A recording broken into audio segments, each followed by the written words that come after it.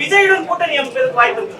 நான் தான் சொல்லிட்டேனுங்க, அதாவது எங்களுடன் ஒரே கருத்துள்ள கட்சிகள் இணைந்து நாங்கள் செயல்படுவோம்.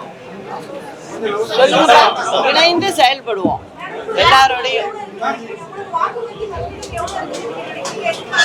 அதை நான் இப்ப சொல்லக்கூடாதுல்ல.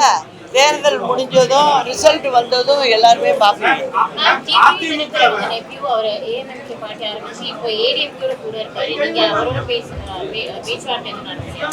அதாவதுங்க, ஒரு கட்சி அப்படின்னா அவங்களுடைய மனசு எப்படியோ அப்படி அவங்க செயல்படுவாங்க. நான் அதை பத்தி ஒன்றும் சொல்றதுக்கு இல்லை. ஆனா என்னை பொறுத்த வரைக்கும் இந்த கட்சின்றதும் சரி, எதுக்காக நம்ம ஆரம்பிக்கிறோம், எதுக்காக செய்கிறோம் அப்படிங்கும்போது எல்லாமே என்னை பொறுத்த வரைக்கும் மக்கள் தான். அதனால மக்களுக்கான ஒரு கட்சியா நாங்க இயங்குவோம், நாங்க செயல்படுவோம்.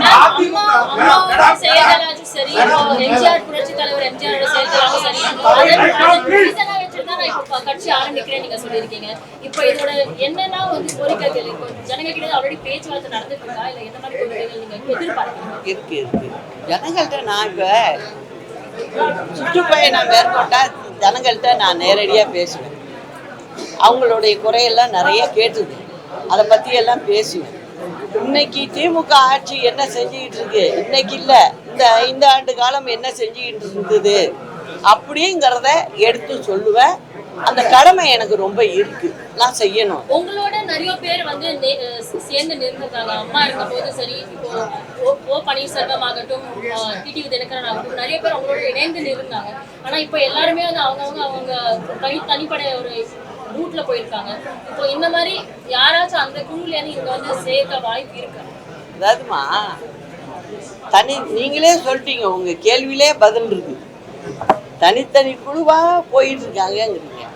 இப்ப ஒருத்தவங்க ஒரு ரூட்ல போய் நான் அங்க போறேன் அந்த ஊருக்குன்னு சொல்றாங்க, நான் ஒரு நேர் வழியில போயிட்டு இருக்கேன். அப்படிதான் இதை எடுத்துக்கணும்.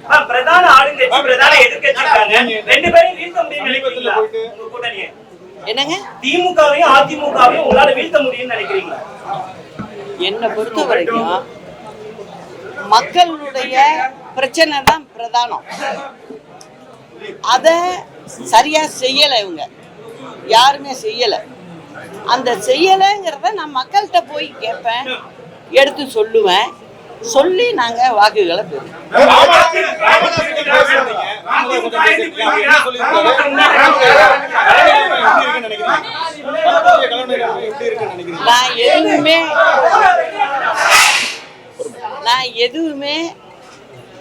நான் உங்களுக்கெல்லாம் சொல்லியிருக்கேன், நான் ரொம்ப அவசரப்பட மாட்டேன், நிதானமாக தான் செய்வேன் அப்படின்னு சொல்லியிருந்தேன். இதை இப்போ இன்னைக்கு சொல்லிட்டேன். எங்களுடைய சின்னம் தென்னந்தோப்பு அப்படிங்கிறத சொல்லிட்டேன், கட்சியினுடைய பெயரையும் சொல்லிட்டேன்.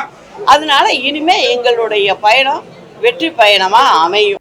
செய்திகளை உடனுக்குடன் தெரிந்து கொள்ள கீழ்கண்ட கேபிள் மற்றும் டிடிஹெச் நெட்வொர்க்குகளில் எம்நாடு செய்தி தொலைக்காட்சியை காணுங்கள். பாதகம் செய்பவரை கண்டால் நாம் பயம் கொள்ளலாகாது பாப்பா.